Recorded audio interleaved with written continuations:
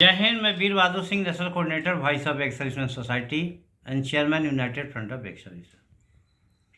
जैसा कि सभी सैनिक बंधुओं को ज्ञात है कि voice of ex serviceman society ने 9 मार्च 2025 को राजेंद्र भवन नई दिल्ली में पूर्व सैनिक संगठनों की एक बैठक का आयोजन किया था। उद्देश्य ये था कि जेसीओ एनसीओ अदर्स रैंक की हितों की लड़ाई में जो ठहराव आ गया है उसमें गति दी जाए और ताकत के साथ, मजबूती के साथ दोबारा आंदोलन को खड़ा किया जाए और सरकार और पे कमीशनों के समक्ष एक स्ट्रॉन्ग रिप्रेजेंटेशन हमारा हो।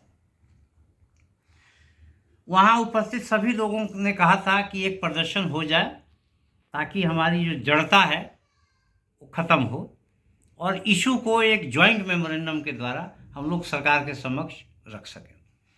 निर्णय हुआ कि 27 अप्रैल 2025 को जंतर मंतर पे प्रदर्शन होगा। ये एक सिर्फ वॉइस का निर्णय नहीं था, ये सबके प्रस्ताव थे जिस पे हम लोगों ने भी सहमति दी, सबने सहमति दी। लेकिन वहाँ उपस्थित फेडरेशन ऑफ वेटरन एसोसिएशन के प्रतिनिधि ने कहा कि हम ऑथराइज नहीं है निर्णय लेने के लिए, हम इसके अपने संगठन के उचित फोरम में डालेंगे और जो निर्णय होगा उससे अवगत कराएंगे। आज मुझे सोशल मीडिया के माध्यम से एक 16 पॉइंट मिला है फेडरेशन ऑफ वेटरन एसोसिएशन। उनका जो मांग है, मैंने देखा कई जो मांगे हैं वो उनके ही जो पॉइंट लिखे हुए हैं उसको कंट्राडिक्ट करती हैं और मांगे व्यवहारिक प्रतीत नहीं जान पड़ती मेरी नज़र में। जैसे उनका कहना है कि एक जॉइंट फोरम का गठन हो और जो जॉइंट फोरम में संगठन है, जॉइंट फोरम का गठन हो और एक कोऑर्डिनेशन कमेटी का गठन हो। तो जॉइंट फोरम में जो भी संगठन शामिल हैं उनके पदाधिकारी कोऑर्डिनेशन कमेटी में शामिल नहीं होंगे और कोऑर्डिनेशन कमेटी ही सभी निर्णय लेगी। तो आप जो संगठन वर्षों से लड़ते आ रहे हैं, चाहे क्षेत्रीय स्तर पे हो, राष्ट्रीय स्तर पे हो, उनको साइड करके आंदोलन को कैसे खड़ा किया जा सकता है? तो ये मेरे को व्यवहारिक नज़र नहीं आता है।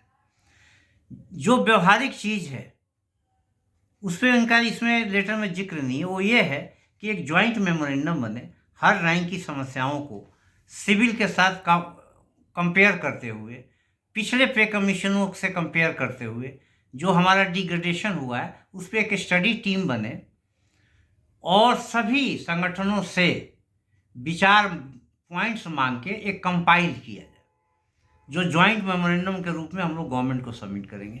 ये बहुत महत्वपूर्ण विषय है जिस पे इस पत्र में जिक्र नहीं है।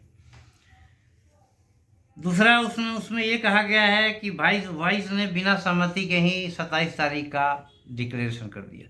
सहमति तो हो गई थी, सभी ने सहमति जाहिर कर दी थी और हमारा पॉइंट नहीं था। सिर्फ फेडरल और वेटरन एसोसिएशन के जो प्रतिनिधि थे इन्होंने कहा कि हम अपने उचित फोरम पे बात रख के अवगत कराएंगे। तो निर्णय तो हो चुका था। आपके जो पॉइंट्स हैं वो हमारी निगाह में अभी आए हैं और मुझे नहीं लगता कि इस पे हम लोग चल के कोई चीज़ हासिल कर पाएंगे, क्योंकि यहाँ मेन स्ट्रीम लाइन की जो ऑर्गेनाइजेशन है उन्हीं को साइड कर दोगे। कोऑर्डिनेशन कमेटी में कौन होगा, ये अभी काल्पनिक चीज़ें हैं। तो फोरम बनना, फोरम तो ऑलरेडी है, federation of veteran association forum है, सबका फोरम है, वाइस फोरम है, यूनाइटेड फ्रंट फोरम है। फोरम तो हैं, सब अपनी अपनी आइडेंटिटी, अपनी पहचान के साथ एक जॉइंट आंदोलन करना है। सिर्फ इसमें कोऑर्डिनेशन की ज़रूरत है। ये जो कोऑर्डिनेशन कमेटी जो हैं ये इनके पदाधिकारियों के बीच भी बन सकती है और ज़्यादा बेटर रहेगा अगर प्रमुख संगठनों के पदाधिकारियों को शामिल करते हुए कोऑर्डिनेशन कमेटी बन जाए। हम लोग कल से जूम मीटिंग कर रहे हैं, आमंत्रण भेज रहे हैं, लेकिन कोई फेडरेशन और वेटरन एसोसिएशन की तरफ से आ नहीं रहा है। ये मीटिंग में बैठक हुई थी कि हर 15 दिन बाद हम लोग एक जूम मीटिंग करेंगे और आंदोलन की रूपरेखा तैयार करेंगे और जो विषय रह गए हैं चर्चा के लिए उस पर चर्चा करेंगे। लेकिन उसमें फेडरेशन वेटरन एसोसिएशन के लोग आ नहीं रहे हैं।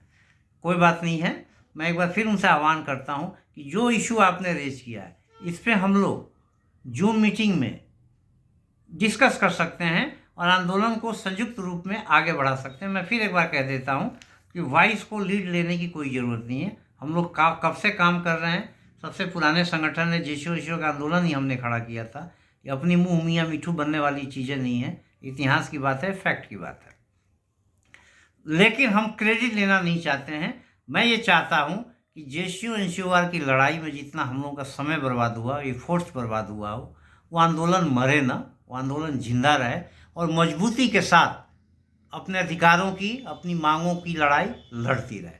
मैं एक बार फिर कह रहा हूँ कि कोई पॉइंट डिस्कशन के लिए हम लोग डिस्कस कर सकते हैं, मैन टू मैन डिस्कस कर सकते हैं, वीडियो कॉन्फ्रेंसिंग से डिस्कस कर सकते हैं, लेकिन मैं सभी संगठनों से आह्वान कर रहा हूँ कि प्लीज़ आगे बढ़िए और जेएसयू एनसीओ के आंदोलनों के संबंध, अधिकारों के संबंध में, मांगों के संबंध में जो लड़ाई लड़ी जा रही है उसमें साथ दीजिए। जय हिंद, जय भारत।